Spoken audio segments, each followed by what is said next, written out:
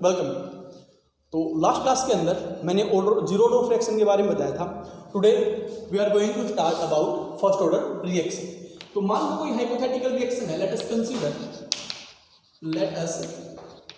Consider a hypothetical reaction. कोई hypothetical reaction है, A convert हुआ प्रोडक्ट के अंदर। कोई हाइपोथेटिकल रिएक्शन है जिसके अंदर ए कन्वर्ट किसमें हुआ, प्रोडक्ट के अंदर कन्वर्ट हुआ ए। अब इसके लिए मैं रेट लॉ अगर लिखूं, क्या लिखूंगा इसके लिए, मैं रेट लॉ लिखूं तो अकॉर्डिंग टू रेट लॉ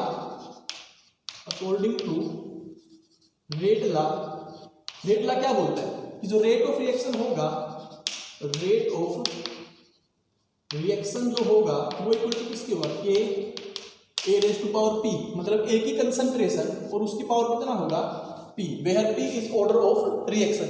यहाँ पे पी क्या है, ऑर्डर ऑफ रिएक्शन है। बट अकॉर्डिंग टू डेफिनेशन किसकी डेफिनेशन, रेट ऑफ रिएक्शन की डेफिनेशन, रेट ऑफ रिएक्शन की डेफिनेशन। रेट ऑफ रिएक्शन की डेफिनेशन क्या बोलती है, रेट ऑफ रिएक्शन डेफिनेशन ये बोलती है कि जो रेट ऑफ रिएक्शन होगा, जो रेट ऑफ रिएक्शन होगा वो इक्वल टू किसके होगा, change in concentration of A with respect to time, here this is rate of reaction, this is also rate of reaction. So मैं लिख सकता हूं माइनस डी ए अपॉन में D T equal to K A raise to power T. This is known as differential rate law equation if P is equal to 1। अगर P की value 1 है, अगर P की वैल्यू कितनी है, 1 है, तो इसका मतलब क्या है, इसका मतलब ये है कि रिएक्शन जो है वो फर्स्ट ऑर्डर की है। रिएक्शन कौन सी ऑर्डर की है, फर्स्ट ऑर्डर की है। और इसके लिए माइनस डी ए अपॉन में डी टी इक्वल टू किसके होगा, K A raise to power 1। This is differential rate law equation, for first order reaction. ये फर्स्ट ऑर्डर रिएक्शन के लिए होगा। अब इसके बाद अगर मान लो इनिशियल अमाउंट ए नोट पे क्या है, ए नोट जो है वो उसकी इनिशियल अमाउंट है, क्या है, इनिशियल अमाउंट है किसकी, रिएक्टेंट की इनिशियल अमाउंट है। और जो ए है वो रिमेनिंग अमाउंट है, बची हुई अमाउंट है, रिमेनिंग अमाउंट है, या फिर आप ऐसे बोल सकते हो जितना कंज्यूम हुआ है, ए नोट जितना कंज्यूम होने के बाद है, ए है, ए जो है बची हुई अमाउंट है, किसकी, ए की। कंसंट्रेशन भी बोल सकते हो आप उसको अमाउंट भी बोल सकते हो। जितना भी कंसंट्रेशन इसका बचा है वो ए है, मतलब ए नोट बाई ए नोट क्या है, इनिशियल अमाउंट स्टार्टिंग में आपने लिया है, और ए क्या है, आपकी बची हुई अमाउंट है। ये तब थी जब टाइम कितना है, 0 है, ये तब था जब टाइम कितना है, टी है। तो इस बात को याद रखते हुए अगर मैं नेक्स्ट स्टेप पे चलता हूँ तो यहाँ पे minus D A by D T अगर मैं लिखूँ तो डायरेक्टली प्रोपोर्शनल टू किसकी आएगा, ए की आएगा। जो मैं वैल्यू बॉक्स से 1 करता हूँ वो इम्पोर्टेंट है, उनके ऊपर आगे चल के मैं ग्राफ प्लॉट करूँगा। तो minus D A by D T is directly proportional to A होगा। इसके बाद इसी इक्वेशन के अंदर मैं वेरिएबल सेपरेबल करूँ, मैं ए को यहाँ पे लेके आऊँ और डी टी को मैं यहाँ पे लेके आऊँ, तो minus D A by A equal to K D T. इस माइनस को मैं इधर लेके चला गया, ठीक है ना। इंटीग्रेटेड बोथ साइड,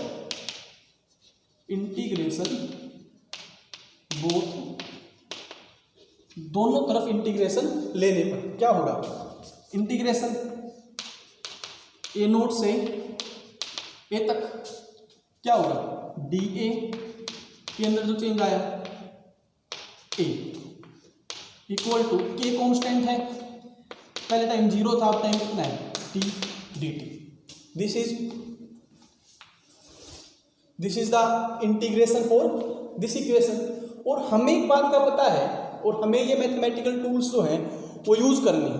अगर किसी चीज़ का इंटीग्रेशन है, अगर मान लो मैं कोई एक्स टर्म का इंटीग्रेशन करूं और उसके अंदर चेंज जो ऊपर है, ऐसे जैसे मान लो ये ए है और उसका चेंज ऊपर पड़ा है, तो ये टर्म जो इसका जो इंटीग्रेशन करूंगा मैं, तो ये टर्म किसमें जाएगी, लोन में जाएगी। किसमें जाएगी, लोन में। This is natural log, this is natural log. इसके बारे में ज़्यादा डिस्कस मैं नहीं करूंगा बिकॉज ये मेरे सिलेबस का पार्ट नहीं है। दिस इज मैथमेटिकल टूल्स, आप मैथमेटिक्स के अंदर इसको पढ़ोगे, स्टडी करोगे। जो बायो वाले स्टूडेंट हैं थोड़ा सा कोऑपरेट करना, और जो ये चीज़ें हैं इनको थोड़ा सा मगअप करने की कोशिश करना, इनको थोड़ा सा क्रैमिंग करने की कोशिश करना। जैसे अब मैं बात करता हूँ, ln x जो होता है वो इक्वल टू होता है log base two e x और log 10 इंटू x।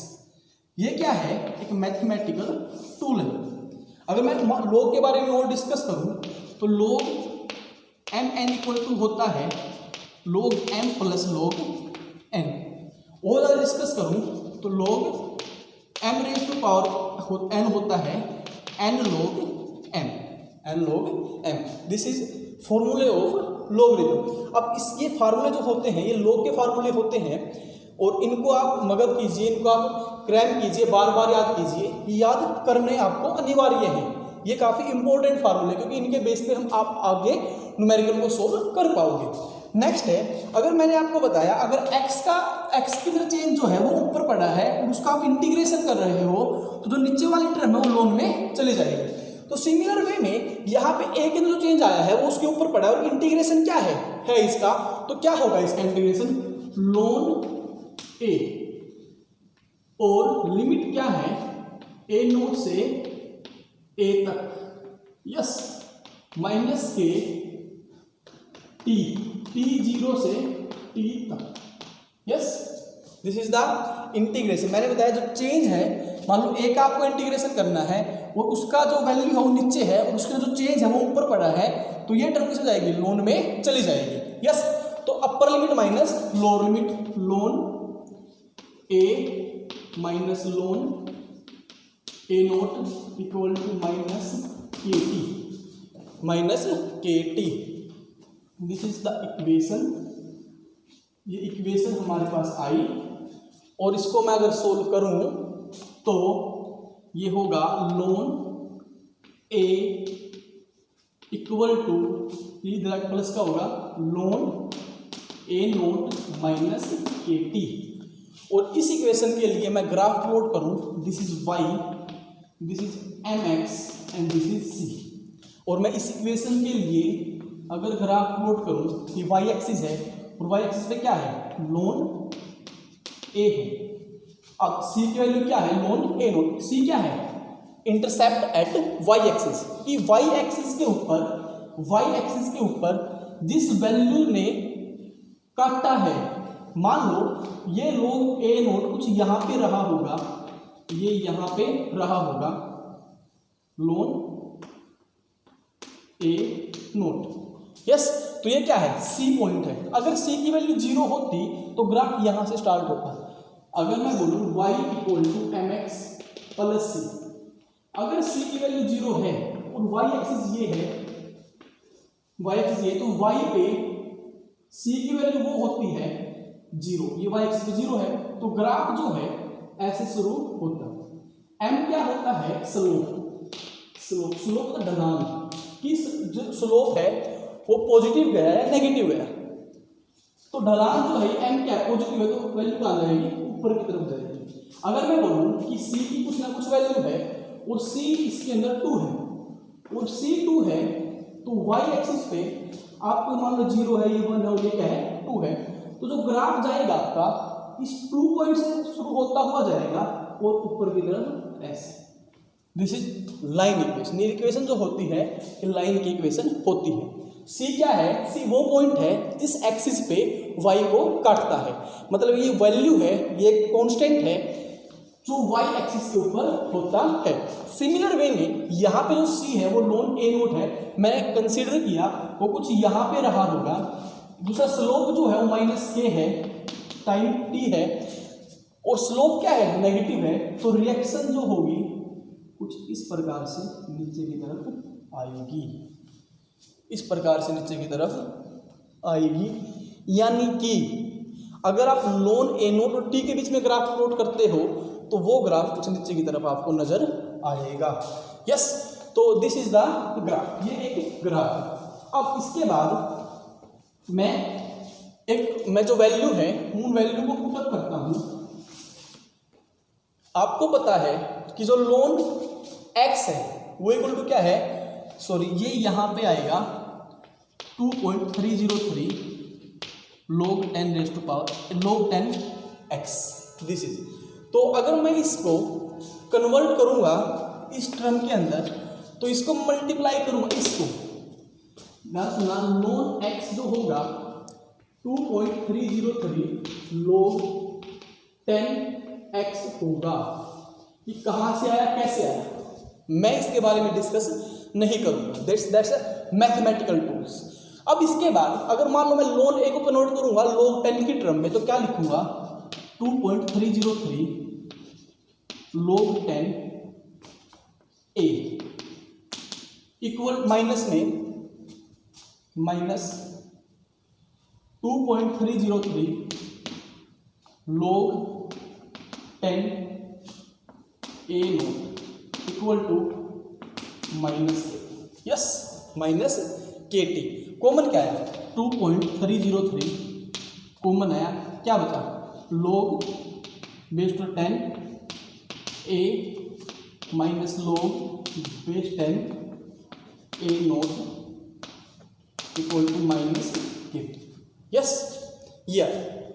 अब इसके बाद अगर इस 2.303 को मैं इधर लेके जाऊं 2.23 ये माइनस है, क्या है ये माइनस है, और इस 2.303 को मैं इधर लेके जाऊंगा, कहाँ ले जाऊंगा इधर, तो क्या होगा log base to 10 a minus log base to 10 a naught minus में के टी अपॉन में 2.303 यस। और इस माइनस को मैं इधर लेके आऊंगा के टी अपॉन में 2.303 इक्वल टू किसके होगा, ये माइनस वाला ये किसका होगा प्लस का, तो log base to 10 a naught minus log base to 10 a yes. और इसके लिए फार्मूला क्या होता है कि जो log m minus log n का जो फार्मूला होता है log m by n yes. ये फार्मूला मैंने यहाँ पे नहीं लिखा था, मैं इसको यहाँ पे लिख रहा हूँ। तो ये क्या होगा के टी अपॉन में 2.303 equal to log 10 a naught divide में a यस। और अगर मैं यहाँ से k की वैल्यू फाइंड आउट करूँगा तो क्या होगा 2.303 डिवाइड में t log base to power 10 a naught by a। This is the rate constant for first order reaction. ये फर्स्ट ऑर्डर रिएक्शन के लिए रेट कांस्टेंट होगा। अगर मान लो इसके लिए t की वैल्यू फाइंड आउट करूँ तो t की वैल्यू फाइंड आउट जब करूँगा तो इसके लिए t की वैल्यू क्या होगी, t इक्वल टू 2.303 डिवाइड में k log base to power 10 log base 10 a naught divide में this is time for first order reaction. ये टाइम होगा फर्स्ट ऑर्डर रिएक्शन के लिए। जो a नोट होगा वो इनिशियल अमाउंट होगा और जो a होगा वो बची हुई अमाउंट होगा। कैसे, मान लो मैं आपको बोलता हूँ कि कोई रिएक्शन है वो 20% कंप्लीट हुई, वो 20% कंप्लीट हुई, तो इसका मतलब ये है अगर इनिशियली ए नोट कुछ था, अगर इनिशियली ए 100% था, ए कितना था 100% था, तो ए कितना था, तो ए कितना बचा, वो 20% कंप्लीट हुई। यानी कि ए नोट का ए नोट मान लो ए नोट कुछ था, तो ए नोट तो स्टार्टिंग में था, अब इसका 20% क्या हुई कंप्लीट हुई, तो बची कितनी 80%। तो जो ए की वैल्यू होगी वो क्या होगी 80% of A note. Yes clear है, 80% ऑफ ए नोट। अगर मैं आपको बोलूं कि 30% रिएक्शन कंप्लीट हुई, कंज्यूम हुई, या फिर 30% रिएक्ट किया, भी 30% तो रिएक्ट कर गया, किसका ए नोट का 30% तो रिएक्ट कर गया, बचा कितना 70% ऑफ ए नोट। यस, सबसे इंटरेस्टिंग बात यही है समझने वाली कि आप न्यूमेरिकल को कैसे अप्रोच कर पाओगे। तो आपको बोलता है, मान लो कोई रिएक्शन है जिसके अंदर कोई रिएक्टेंट है, वो कन्वर्ट हुआ प्रोडक्ट के अंदर और उसका 25% डिकम्पोज हो गया, 25% रिएक्ट कर गया, 25% कंज्यूम हो गया। तो जो ए नोट है यानी कि उसका 25% कंज्यूम हो गया, तो ए जो बचा यानी कि जो बची हुई अमाउंट है वो कितनी है, 75% है। यस, कैसे, मान लो वो बोलता है कि 25% रिएक्ट किया किसका, किसी रिएक्शन का। मान लो इनिशियल अमाउंट उसकी ए नोट रही तो उसका कितने परसेंट रिएक्ट कर गया, 25%, तो बचा कितना, 75% ऑफ ए नोट। मैं इसको और आगे फिर डिस्कस करूंगा जब मैं न्यूमेरिकल पोर्शन पे आऊंगा ना, तो मैं इसको फर्दर बहुत सारे न्यूमेरिकल हमें करने हैं इस यूनिट के अंदर। मेनली हम जो वर्क करेंगे वो न्यूमेरिकल प्रॉब्लम सोल्व करने के लिए ही करेंगे, और आगे जब फर्दर यूनिट को करेंगे तो न्यूमेरिकल प्रॉब्लम हम सोल्व करेंगे, तो वहां पे मैं आपको डिस्कस भी करूंगा कुछ एक न्यूमेरिकल। अब यहाँ पे जो नेक्स्ट वो है कि मान लो ए जो है वो कन्वर्ट हुआ प्रोडक्ट के अंदर। अब यहाँ पे कुछ एक अमाउंट वो रही होगी भी, जो ए है उसकी इनिशियल अमाउंट कितनी है, ए नोट है। अब जब रिएक्शन 50% कंप्लीट हुई, तो मेरी बात तो मान लोगे ना यार तुम, कि जब रिएक्शन 50% कंप्लीट हुई तो ए कितना बचा, ए नोट बाई 2। भाई जब मैं बोल रहा हूँ कि रिएक्शन 50% कंप्लीट हो गई, रिएक्शन 50% कंप्लीट हुई तो ए कितना बचा, ए नोट बाई 2। जब कंसंट्रेशन, इनिशियल कंसंट्रेशन का हाफ हो जाए तो वो जो टाइम होता है उसको मैं बोलता हूँ टी हाफ। क्या बोलता हूँ उसको मैं, टी हाफ। क्या बोलता हूँ उसको, टी हाफ। तो अगर मैं हाफ लाइफ की बात करूँ, for half life period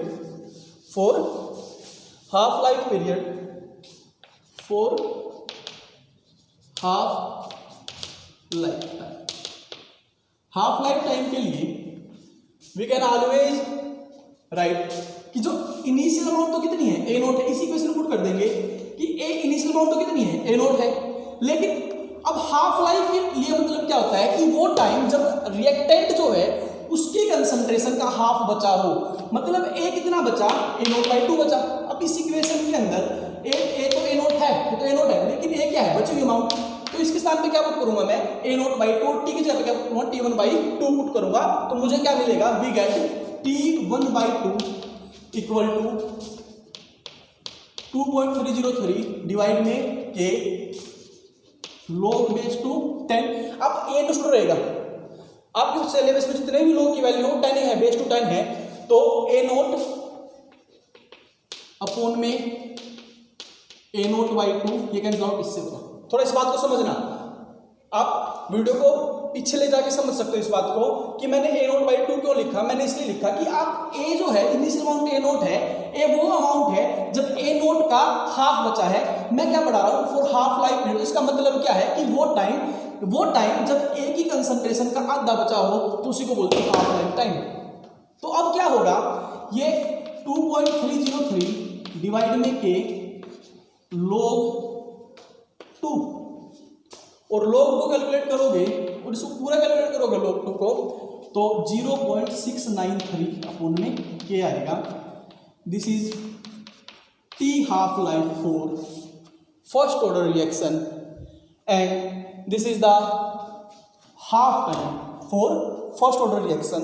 this is very very important formula for you people because this derivation, this formula many time ask you in examination। तो आप इसको पढ़िए, अच्छे से पढ़िए। अगर आपकी कोई भी प्रॉब्लम आए तो आप कमेंट बॉक्स में लिखिए, और सबसे इंपॉर्टेंट बात ये होगी, आप ज़्यादा से ज़्यादा उन बच्चों को शेयर कीजिए जो कोचिंग क्लासेस पे या फिर कहीं और जा नहीं सकते। Thank you for cooperation, thank you.